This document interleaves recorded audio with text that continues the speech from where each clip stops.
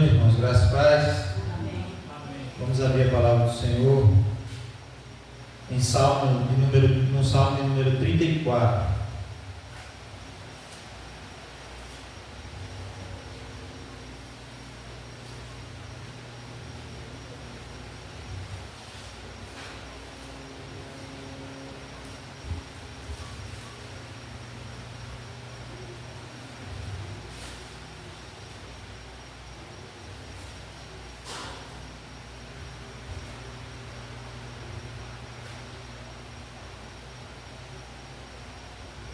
Amém?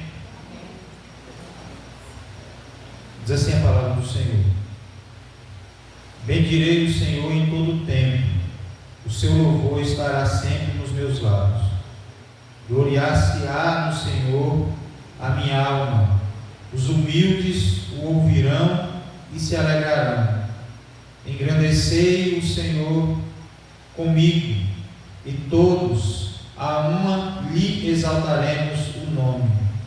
Busquei o Senhor, e ele me acolheu, livrou-me de todos os meus temores. Nós vamos estar lendo só até aqui. O salmista começa este salmo dizendo: bendirei ao Senhor em todo o tempo. Em que tempo? Todo o tempo. Tem dias que é dias de muita alegria. Tem dias que são dias de muitos problemas. Existem dias que são de preocupações. Muitos passam por dias de lágrimas, outros com medo, outros com incertezas. Mas o salmista diz: bendirei ao Senhor em todo o tempo. O seu louvor estará sempre nos meus lábios. Eu não sei como é que está o seu dia hoje. Podemos estar aqui juntos como um só corpo, mas cada um com seus problemas, cada um com suas lutas, com seus medos, com suas preocupações. Ou talvez esteja todo mundo feliz aqui, louvado seja o nome do Senhor. E tomara que seja todo mundo assim. Mas o fato é, irmãos, que não importa a circunstância, o Senhor é digno de nosso louvor, o Senhor é digno de nossa adoração. Nós não estamos aqui como uma plateia, nós estamos aqui como um corpo de Cristo, para servir, para adorá-lo e para bendizer o seu nome. Amém? Por isso que o salmista tem esse entendimento: bendirei o Senhor em todo o tempo, o seu louvor estará sempre nos meus lábios. Amém? Que essa noite venha ser um dia de adoração agradável ao Senhor, por parte de nós como igreja do Senhor. Amém? Vamos orar. Senhor Deus, bendito seja o nome do Senhor. Nós agradecemos ao Senhor, Deus, primeiro pelo dom da vida. A tua palavra diz que as misericórdias do Senhor elas se renovam a cada manhã, e é a causa de não sermos consumidos, ó Deus. E nós estamos aqui juntos na casa do Senhor, crendo na tua presença, Deus, não como um grupo de pessoas simples, mas um grupo, o corpo do Senhor reunido para adorar o Senhor. Ó Deus, nós louvamos o Senhor, porque isso é graça, é bondade, é dádiva do Senhor para conosco, porque um dia o Senhor iluminou o nosso coração, a nossa mente, para compreendermos os mistérios da tua palavra, o mistério da tua obra que foi revelado a nós. Louvado seja o nome do Senhor. Pedimos, ó Deus, que o Senhor, ó Deus, toma todas as partes desse culto, que teu nome seja adorado, exaltado nesse lugar.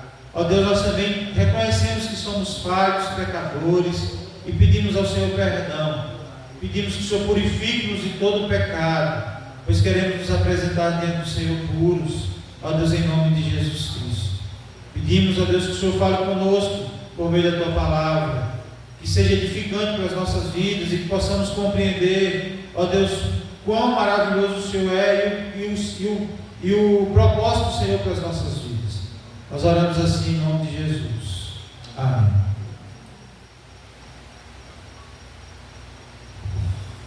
Boa noite, a graça e a paz. Amém?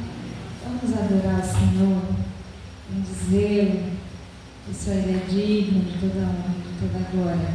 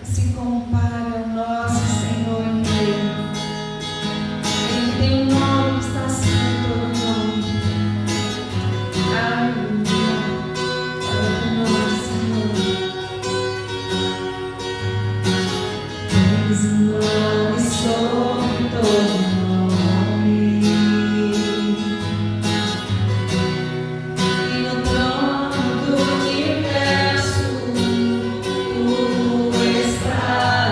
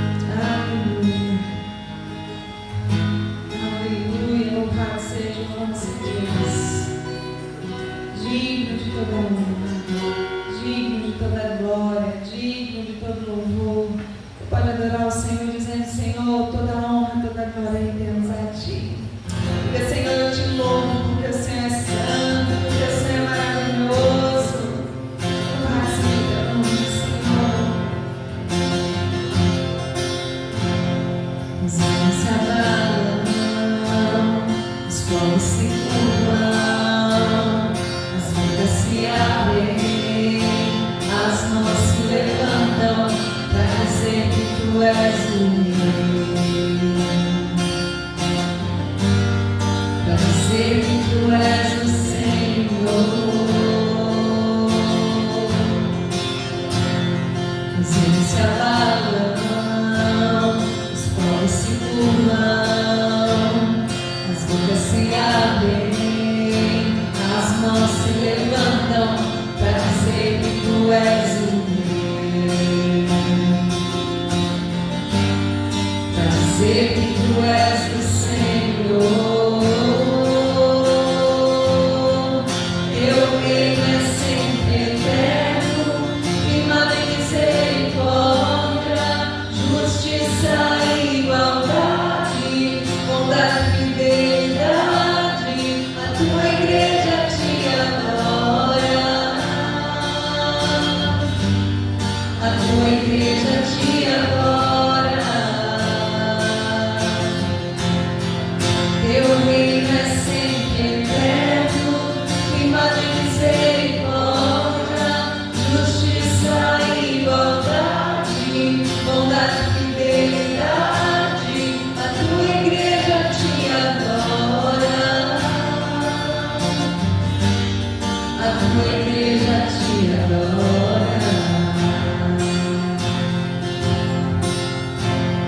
Os reinos se abalam, os povos se curvam, as bocas se abrem, as mãos se levantam para dizer que tu és o rei, para dizer que tu és o Senhor, para dizer que tu és o rei, para dizer que tu és o Senhor. Teu reino é sempre eterno, firmado em misericórdia, justiça e igualdade, bondade e fidelidade. A tua igreja te adora, a tua igreja te adora. Jesus, teu reino é sempre eterno, firmado em misericórdia, justiça e igualdade, bondade e fidelidade. A tua igreja te adora, a tua igreja te adora. Adoramos, Senhor. Teu reino é sempre eterno, firmado em misericórdia, justiça e igualdade, bondade e fidelidade. A tua igreja te adora, a tua igreja te adora. Jesus, teu reino é sempre eterno, firmado em misericórdia, justiça e igualdade, bondade e fidelidade. A tua igreja te adora, a tua igreja te adora. Te adoramos, Senhor, te exaltamos a Deus, porque só o Senhor é Deus e não há outro além de ti. Te adoramos, Senhor Jesus, pois tu és o único caminho, aquele que nos conduz ao Senhor, aquele que nos conduz à vida eterna. Louvado seja o teu nome, Senhor Jesus. Nós te louvamos porque o Senhor nos amou, porque o Senhor nos ama, porque o Senhor cuida de nós.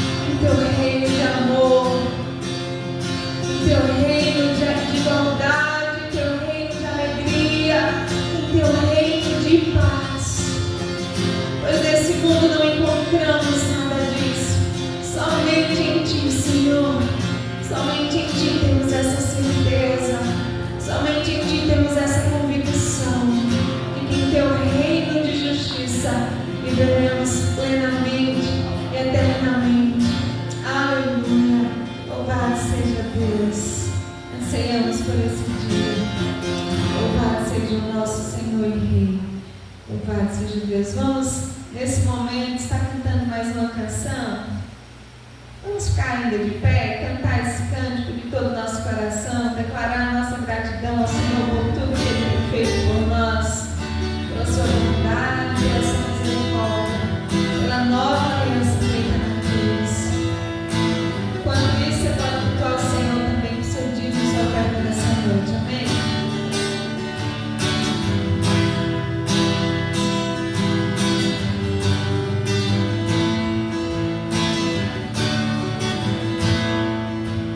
Pelo sol da manhã, obrigado, Jesus. Pelo dia que nasce, obrigado, Jesus. Pelo irmão que está do teu lado,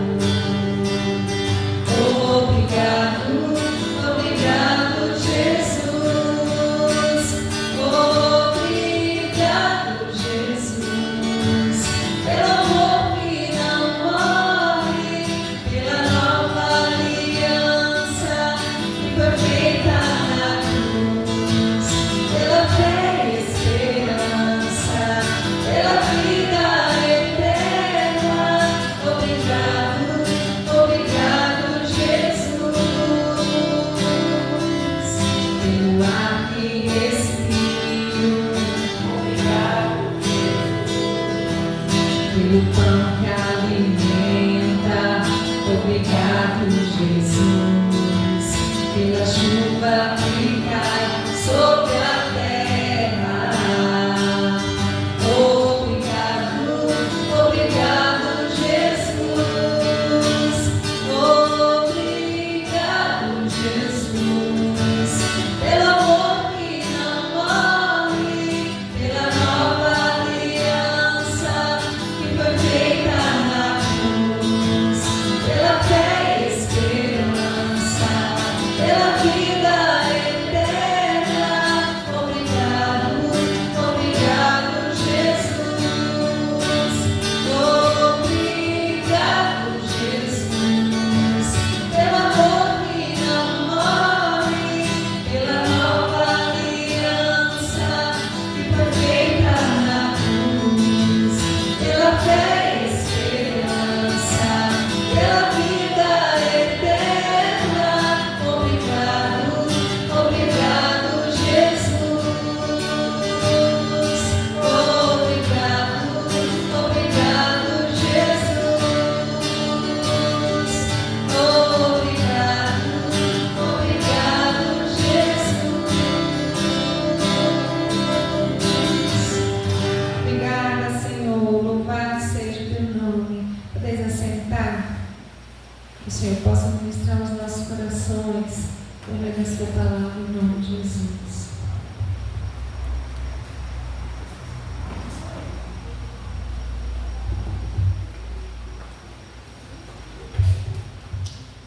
Amém, irmãos? Vamos abrir a palavra do Senhor no livro de Esdras.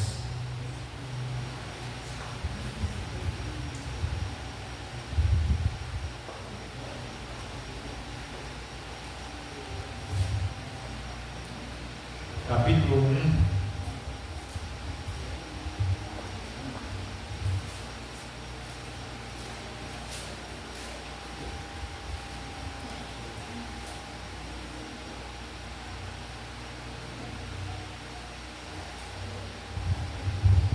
Você abre em Salmo e volta um pouquinho. Aí você volta para Jó, Esther, Neemias e Esdras. Voltando.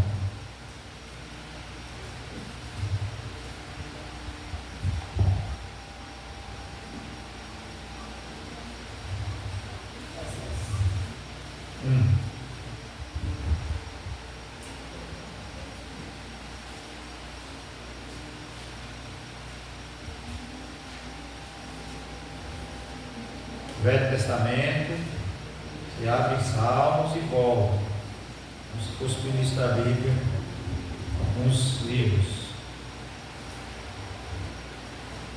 Amém? Diz assim a palavra do Senhor. Esdras 1, capítulo 1.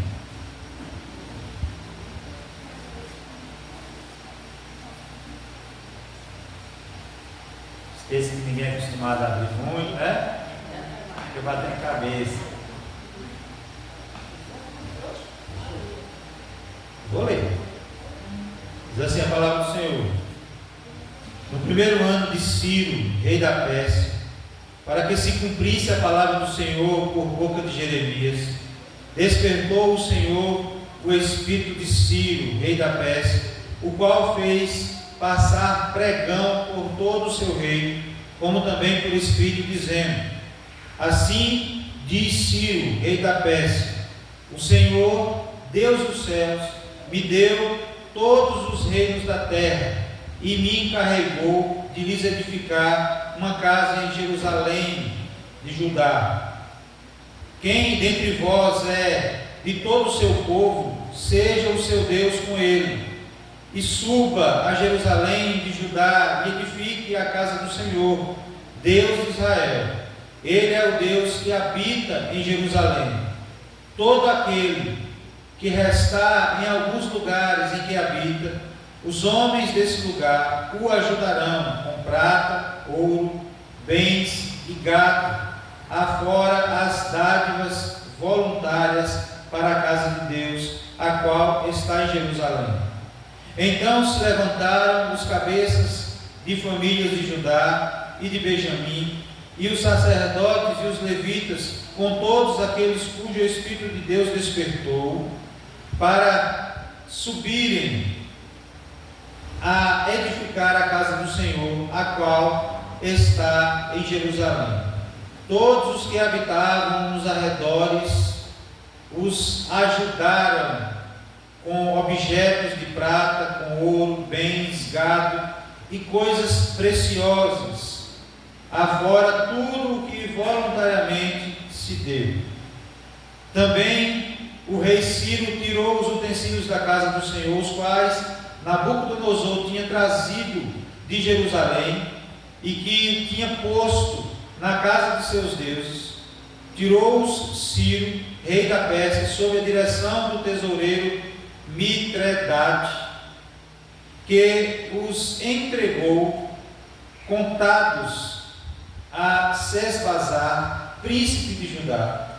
Eis o número deles: 30 bacias de ouro, 1000 bacias de prata, 29 facas, 30 taças de ouro, 410 taças de prata de outra espécie e 1000 outros objetos.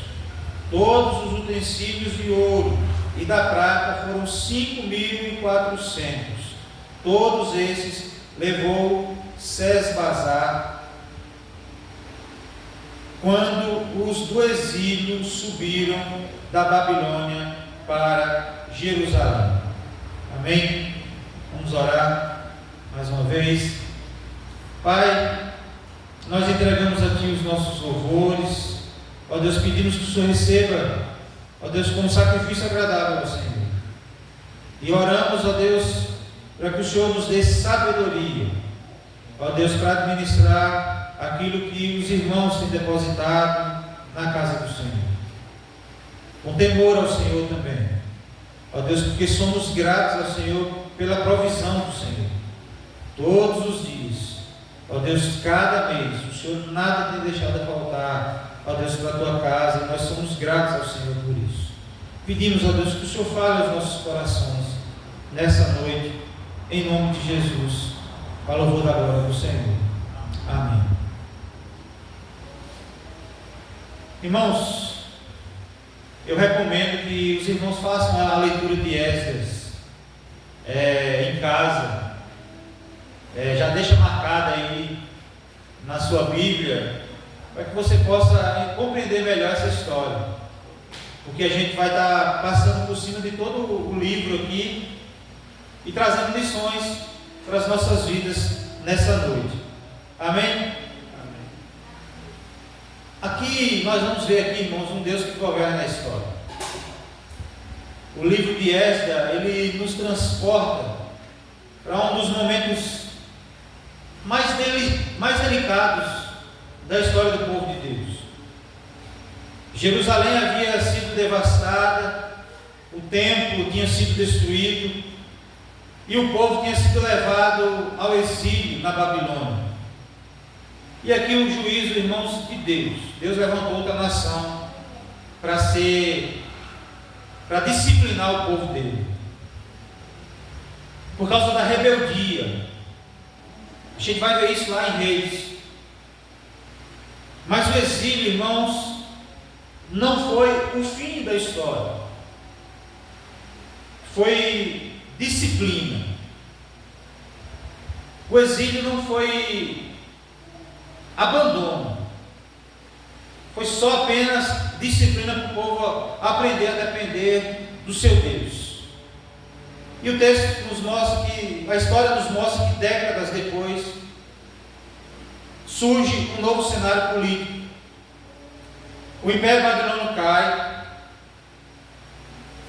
os persas assumem o domínio sobre o governo de Ciro, e é aqui que algo extraordinário começa a acontecer, que não é apenas um evento político, mas é um ato soberano de Deus. Não foi a mera vontade de Ciro de querer restaurar o povo de Israel à sua terra. Foi um plano de Deus. O texto de Esdras declara, dizendo: o Senhor despertou o espírito de Ciro. No capítulo 1 aí a gente vai ver isso. O Senhor despertou o espírito de Ciro, rei da Pérsia. Ou seja, irmãos, não foi apenas uma decisão administrativa. Aqui foi uma intervenção de Deus, foi a ação de Deus na história. O mesmo Deus que julgou o seu povo, agora ele começa a restaurar. O mesmo Deus que os espalhou, agora o mesmo Deus reúne o seu povo novamente. Ou seja, o mesmo Deus que derrubou Jerusalém, agora ordena a sua reconstrução. Isso nos ensina algo muito importante. Deus não perde o controle nem quando o caos parece governar. Ele está no controle de todas as coisas e nada foge do seu controle. Amém? Esse livro, portanto, é uma narrativa da restauração, e é não apenas dos muros ou de um templo, mas é a restauração da identidade espiritual de um povo. E essa mensagem ela ecoa até os dias de hoje. Eu gostaria de falar com os irmãos sobre o seguinte tema: quando Deus move o coração para restaurar a sua obra. E aqui a gente vai ver, irmãos, Deus soberanamente movendo os corações para cumprir os seus propósitos. Aqui, desde o primeiro versículo, nós vemos uma verdade dita. Deus age no íntimo das pessoas, inclusive nos ímpios, inclusive em ateus. Deus age no íntimo das pessoas, inclusive no rei, um rei pagão, como o rei Ciro. Ciro não era adorador de Deus, irmãos, mas ele foi instrumento nas mãos do Senhor, mostrando que Deus usa quem quer, do jeito que quer, na hora que quer. Séculos antes, o profeta Isaías já havia mencionado seu nome. Isso a gente vai ver lá em Isaías 44, verso 28. Deus não apenas conhece o futuro, Ele decreta o futuro.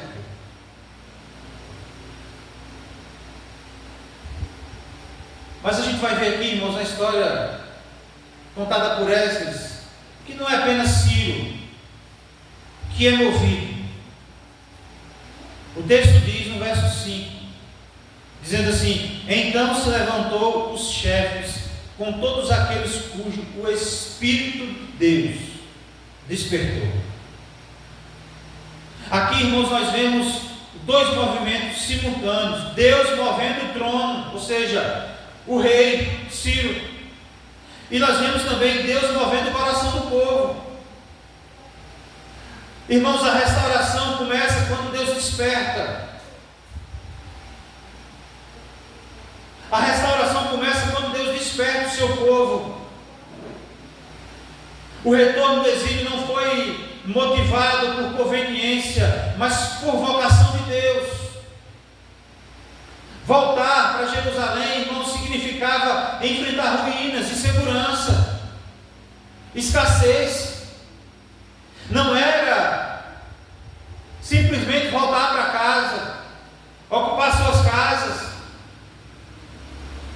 voltar à sua religião, voltar para a sua igreja. Não. Aqui, irmão, significava enfrentar desafios grandes para aquele povo. Reconstruir os muros, reconstruir um país, um estado, reconstruir uma nação que estava destruída, organizar os poderes religiosos, um exército para se defender. Não era uma tarefa fácil. E ainda assim, o texto mostra que eles foram, porque quando Deus chama, Ele também inclina o coração. Quando Deus chama, irmãos, não importa os obstáculos que tem pela frente, quando Deus chama, Ele inclina o coração para a obra. Não importa as adversidades, os obstáculos que nós podemos enfrentar, quando Deus chama, Ele inclina o coração e a pessoa vai sabendo das dificuldades, mas Ele enfrenta isso. Porque é Deus que chama, Ele mesmo que inclina, Ele que vocaciona, Ele que impulsiona o seu povo. Amém? A igreja hoje, irmãos, precisa redescobrir essa verdade. A obra de Deus não depende primariamente de estratégias humanas, mas de corações despertados por Ele mesmo. Ministério só floresce quando Deus move pessoas. Irmãos, o avivamento que a gente sonha tanto, ele não é produzido, ele é concebido. Não somos nós que produzimos esse avivamento, é Ele que é Deus que nos dá, é Deus que derrama sobre a igreja, é Deus que derrama sobre o seu povo. E quando chamado não nasce na empolgação, ele nasce de uma ação de Deus, que chama, que vocaciona, que inclina o coração para isso. A pergunta que nós devemos fazer é: o seu coração tem sido despertado por Deus ou apenas ocupado numa rotina religiosa?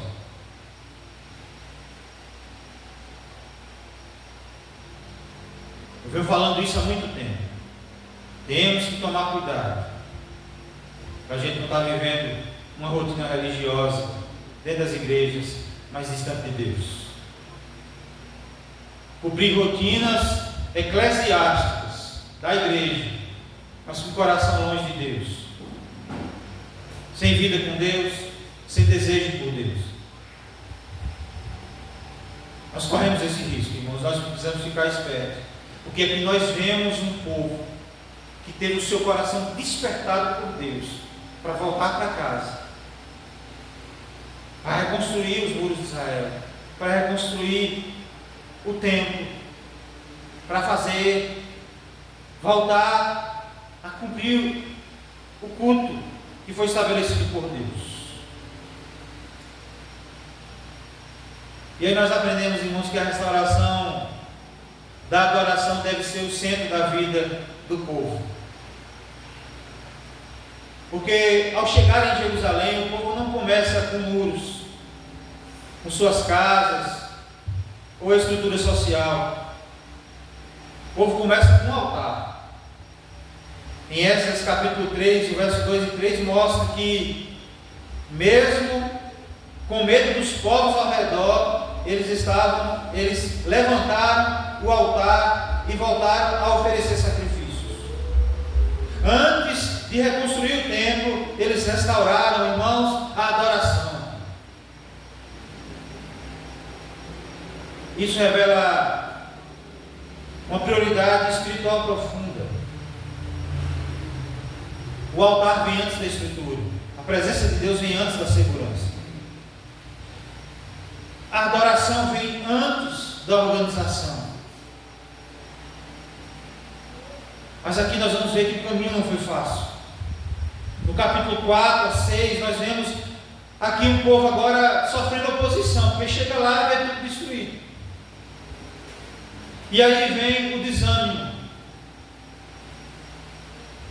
vem as interrupções, e aí a história vai nos mostrar que a obra para, o povo se esfria. Nos capítulos 4 a 6, nós vemos isso, irmãos. O povo se esfriar.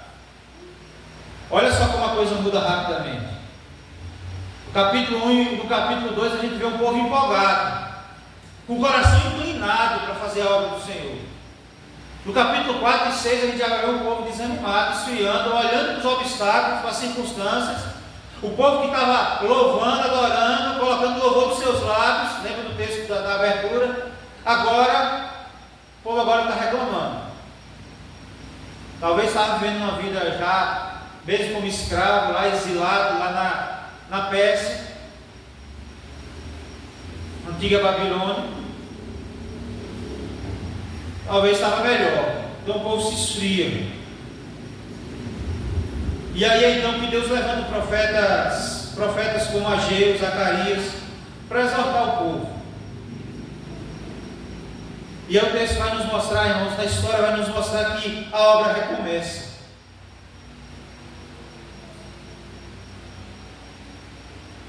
E aí eu começo a pensar, trazendo esse texto para os dias de hoje, trazendo a mesma ideia: recomeçar é preciso, reconstruir é preciso, a adoração em primeiro lugar do que as coisas. Imagine se nós estivéssemos exilados em algum canto, longe da nossa religião, longe da nossa rotina, das nossas casas, da nossa vida. Quando a gente chegasse de volta nesse lugar, o que a gente faria primeiro, irmãos? Será que a gente ia limpar o pezinho de um burro para poder fazer um culto para adorar a Deus primeiro? Ou a gente ia procurar arrumar as nossas casas, conseguir fazer as nossas coisas primeiro?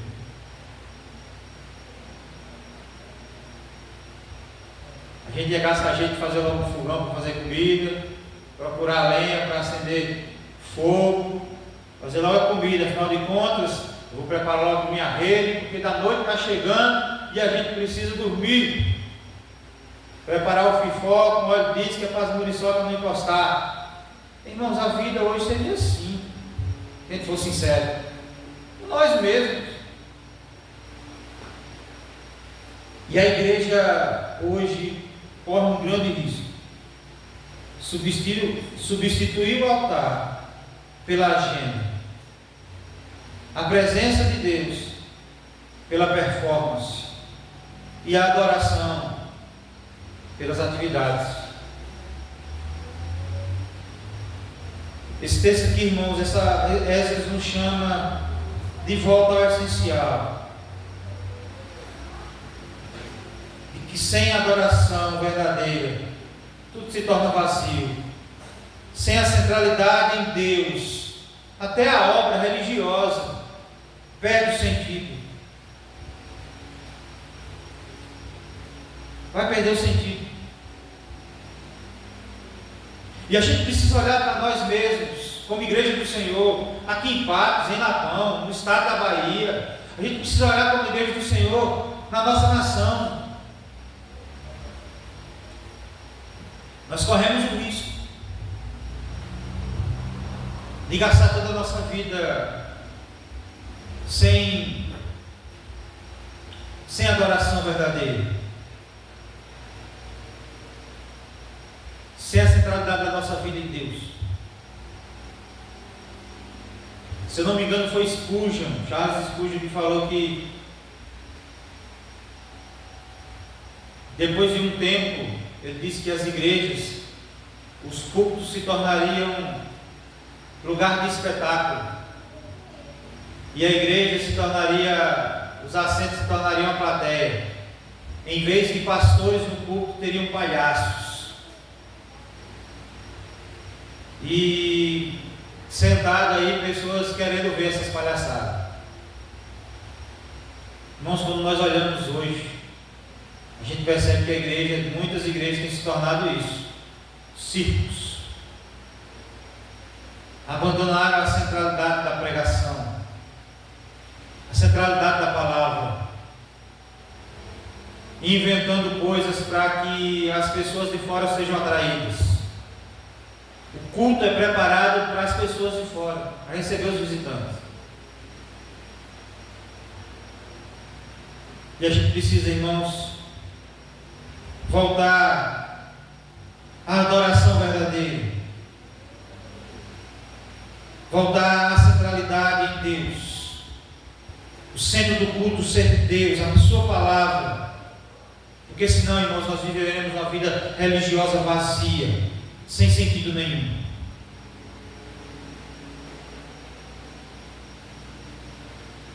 O texto diz que aquele povo enfrentou dificuldades.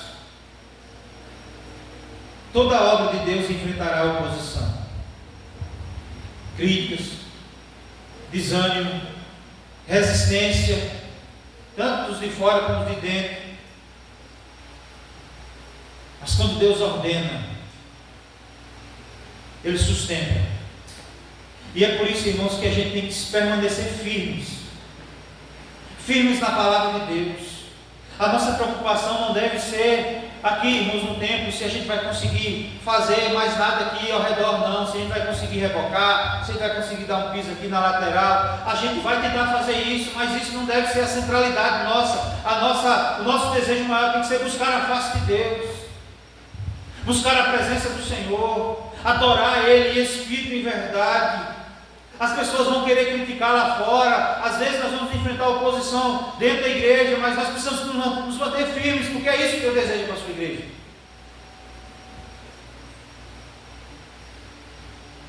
E a pergunta que deve ser feita para nós é: sua vida espiritual está centrada em Deus ou apenas nas coisas de Deus? Isso é uma diferença. A igreja é a instituição de Deus? É. E por que tem gente que vive dentro da igreja perdido, às vezes? Porque não tem uma vida espiritual centrada em Deus. Está na igreja. Está nas coisas de Deus, na igreja, na instituição. Aí é o seguinte: se a pessoa gosta do pastor, ele fica. Se o pastor sai, ele sai também. Se a pessoa não gosta do pastor, ele sai da igreja. Aí quando vem outro pastor novo, aí ele volta para a igreja. Se tiver qualquer problema na igreja, a igreja, como de lá para a Centenário, nós já tivemos muitos problemas. Aqui também já teve muitos problemas. Escândalos e tudo mais. E aí o povo da cidade falou bem assim: a igreja de lá agora vai acabar, depois disso aí. O pastor antigo tinha saído, o pastor novo chegando, o pastor Bira cortou as férias dele, veio de lá para cá. O povo lá falou: eita, agora acabou. A igreja de lá acabou. Irmãos, foi o momento em que a igreja mais cresceu. Mas teve muita gente que não ficou, como aqui também. Teve gente que não ficou, e os que ficaram por luta. Não foi assim? Irmãos, nós precisamos ter uma vida centrada em Deus, porque a instituição e como igreja física tem suas falhas. Hoje está até um clima agradável, esses ventiladores estão dando conta, não estão nem suando muito, mas tem dia que vai estar quente, a gente não tem condição de ter ar-condicionado aqui, a gente não tem toda a estrutura, nós somos falhos. Eu sempre falo aqui: eu posso decepcionar vocês podem me decepcionar, mas Deus nunca nos decepciona. Ele permanece fiel a nós. Ele permanece fiel a nossa vida, não porque nós somos fiéis a Ele o tempo todo, mas porque Ele é fiel, é a sua natureza. Por isso nós precisamos estar com a nossa vida centrada em Deus e não apenas nas coisas de Deus. A igreja é importante, estar em comunhão é importantíssimo. Nós não devemos perder culto por qualquer motivo. É importantíssimo estar aqui. Mas, irmãos, se for vazio de Deus, é só uma vida religiosa. E a gente precisa tomar cuidado e analisar a nossa própria vida acerca dessas coisas. Amém? E entender, irmãos, que a palavra de Deus restaura e reforma o povo. A gente vai ver lá no capítulo 7. Esdras entra contando como sacerdote e escriba, lendo a palavra do Senhor. Aqui nós encontramos um dos versículos mais importantes do texto, que é Esdras 7, versículo 10. Porque Esdras tinha disposto o coração para buscar a lei do Senhor, e para a cumprir, e para ensinar. Entende, irmãos? Existe uma ordem aqui. Primeiro ele buscou a lei do Senhor para quê? Para buscar. Buscou a lei do Senhor. Depois ele fez o quê? Ele praticou a lei do Senhor. Para cumprir a lei do Senhor. E para agora ensinar. A verdadeira restauração não é apenas estrutural, irmãos. A verdadeira restauração que Israel precisava era espiritual e moral. Quando Esdras chega, ele aqui encontra um povo misturado com práticas pagãs, especialmente em casamentos que comprometiam a fidelidade ao Senhor. E o texto diz que Esdras começa a buscar a palavra de Deus.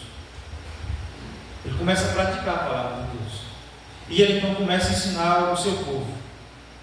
E no capítulo 9, irmãos, o texto vai nos mostrar que isso gera um quebrantamento profundo. A resposta não é relativizar o pecado, é confrontar o pecado com arrependimento. A igreja hoje precisa urgente dessa mesma ênfase. Não basta voltar à atividade, é preciso voltar à palavra. Não basta emoção, é preciso ter transformação de vida. Como a gente falou na quinta-feira, uma vida que recebeu a graça do Senhor também tem uma vida transformada. A graça não apenas salva, mas ela transforma a vida, e isso é notório entre os povos, na vida do crente. Não basta ensino, é preciso obediência. Não basta apenas conhecer, é preciso obedecer a palavra de Deus. Diz a palavra do Senhor que quando ele leu aquelas palavras, veio um avivamento. E o avivamento verdadeiro sempre vem acompanhado de uma reforma moral. Entenda, irmãos, que avivamento não é um movimento, não é um culto extraordinário. Avivamento vem acompanhado de transformação de vida. Avivamento vem acompanhado de mudança de caráter. Uma igreja, uma sociedade, ela pode ser transformada pelo avivamento. Avivamento não é um culto cheio da presença de Deus simplesmente, não. Avivamento é um tempo de derramar de Deus na vida das pessoas, que transforma vidas, que marca gerações, que levanta servos e servas para a obra dele.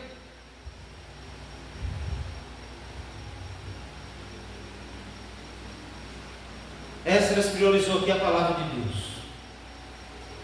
Nós, como igreja do Senhor, nós precisamos priorizar a palavra de Deus.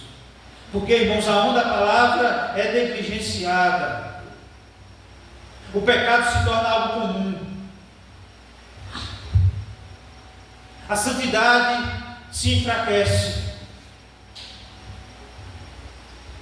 E a identidade do povo se dilui. Porque aqui o pecado estava no meio do povo. O povo não vivia uma vida de santidade e ainda estava se misturando com outros povos. não tinha uma identidade própria, estava misturando práticas do seu povo com práticas pagãs.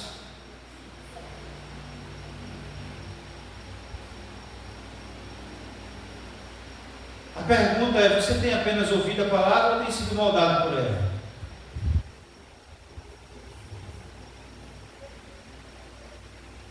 A palavra de Deus, irmãos, ela transforma vidas. Eu já falei aqui, a palavra de Deus ela é poderosa, ela tem poder. Amém? Não precisa nem um pregador eloquente o suficiente. Só precisa de alguém que saiba ler e ler a palavra de Deus. Essa palavra ela é poderosa para transformar vidas.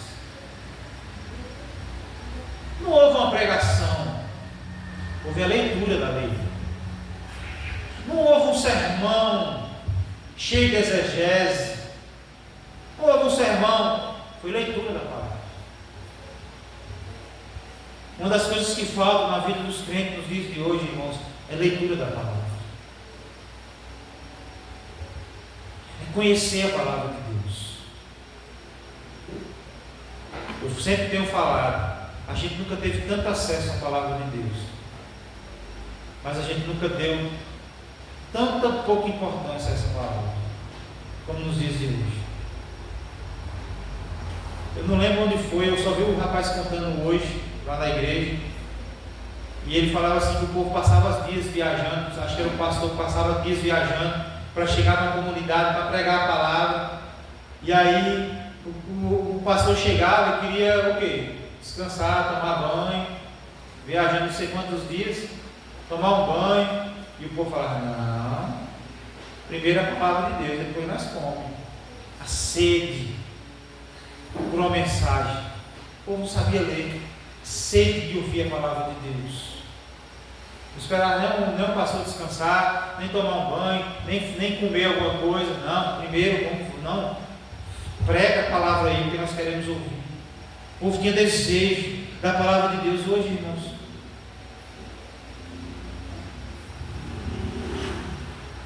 vou defender o pastor Luciano. Se a palavra demora demais, o povo fica reclamando que a palavra está demorando demais.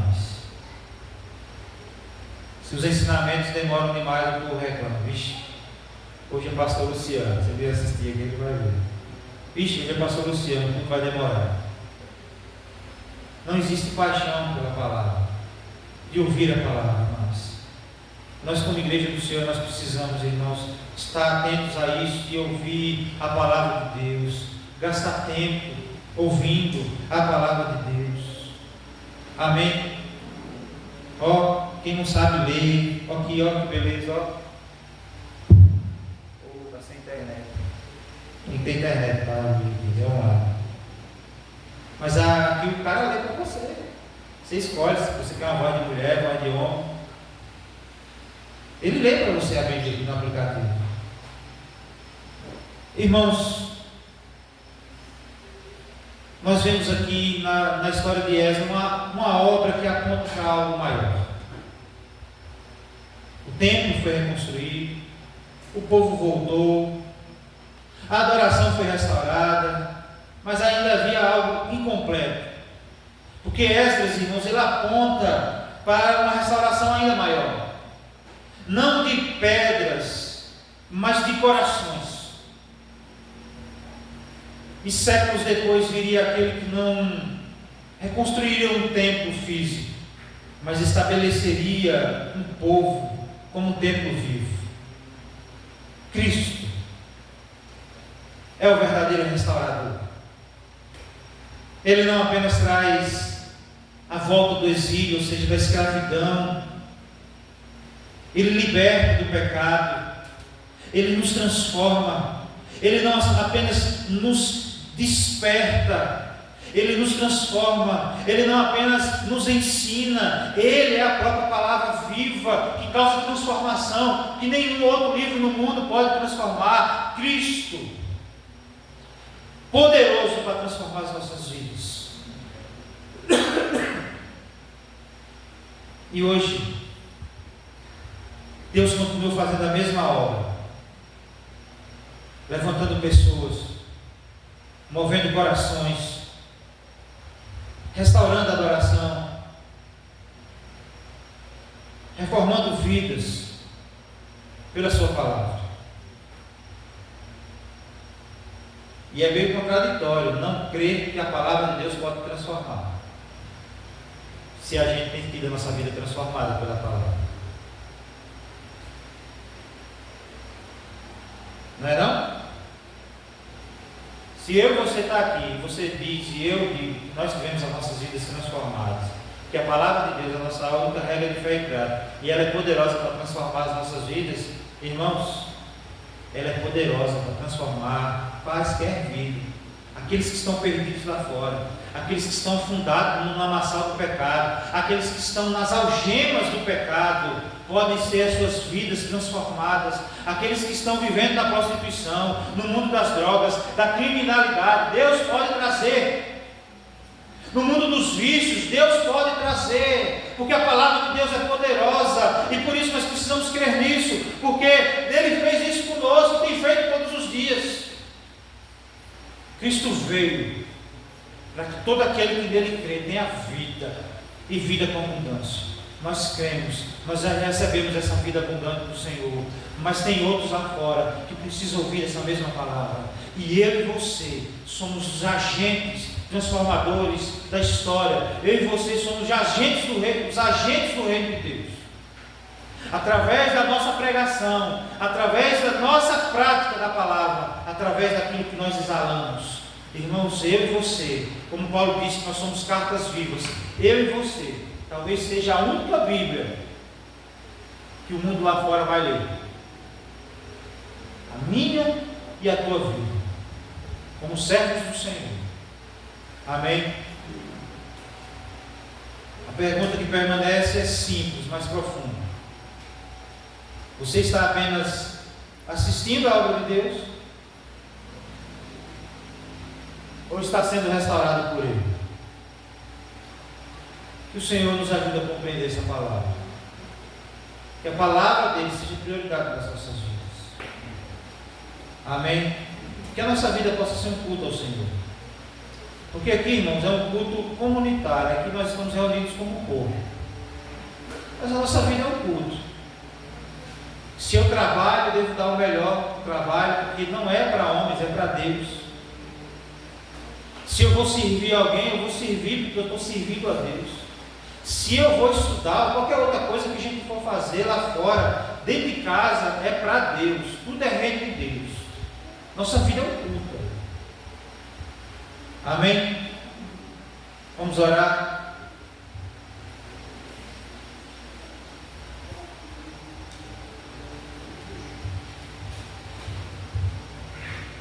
Deus e Pai, ajude-nos como igreja do Senhor.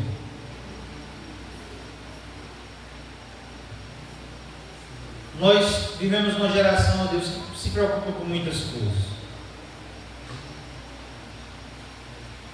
que muitas vezes deixa o nosso coração cheio de coisas passageiras desse mundo, quando nós deveríamos estar cheios da Tua presença. Muitas vezes, Deus, nós colocamos como prioridade outras coisas, nosso bem-estar, mas muitas vezes, ó Deus, nós não priorizamos a Tua presença. Como igreja do Senhor, ó Deus, nos ajuda em nome de Jesus. É o Senhor quem move, foi o Senhor que moveu o rei para cumprir a Tua promessa, foi o Senhor que inclinou o coração do povo para fazer a obra do Senhor. Mesmo, ó Deus, que na caminhada vemos obstáculos e às vezes nós perdemos o foco. Ó Deus, não nos deixe perder o foco, prossigamos, ó Deus, cumprindo o propósito do Senhor em todo o tempo, ó Deus, em nome de Jesus. Não permita que o nosso coração venha se esfriar, mas, ó Deus, mas que seja aquecido pela Tua presença e impulsionado a fazer a vontade do Senhor em todas as áreas das nossas vidas, ó Deus, em nome de Jesus. Nos ajuda, Deus, nos ajuda, para louvor da glória do Senhor.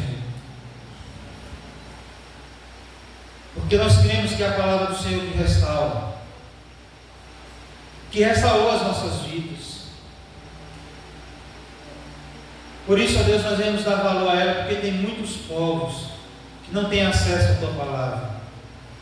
São poucos momentos por missionários, onde eles têm o privilégio de por algumas horas, minutos, ouvir a tua palavra. E eles têm tanta fome, ó Deus, da tua palavra. Dá-nos essa fome também, ó Deus, em nome de Jesus Cristo. Os nossos olhos fitados em Cristo, autor e consumador da nossa fé. Ó Deus, que possamos servir ao Senhor com fidelidade. Não servir apenas à igreja, como instituição física, mas de fato servir ao Senhor, ao Deus da igreja. Ó Deus, em nome de Jesus, ajude-nos como servos do Senhor, a cumprir esse propósito, Senhor, exalar o bom perfume de Cristo, mostrar para a sociedade que nós tivemos a nossa vida transformada pela palavra do Senhor, e que assim como nós tivemos a nossa vida transformada, ó Deus, essas pessoas possam ter suas vidas transformadas pelo Evangelho. E pedimos, ó Deus, usa-nos como instrumento do Senhor, aonde o Senhor nos colocar, lá naquela instituição de ensino, ó Deus, na empresa trabalhando, ó Deus, dentro da nossa casa, indo na rua, comprar um pão, que nós possamos, ó Deus, exalar o bom perfume de Cristo, testemunhar do Senhor. Nós oramos em nome de Jesus, que o Senhor, ó Pai, nos leve em paz para os nossos lares, assim como o Senhor nos trouxe. Nos dê uma semana de paz, debaixo da graça do Senhor. Ó Deus, em nome de Jesus, nós pedimos. Amém. Amém? Deus nos abençoe em nome de Jesus. Só avisando, o pastor Bira pediu para avisar, na quinta-feira nós estaremos aqui, ele estará aqui dando a ceia, tá certo? Então, não deixe de vir para nós participarmos da ceia do Senhor. Amém? Deus abençoe.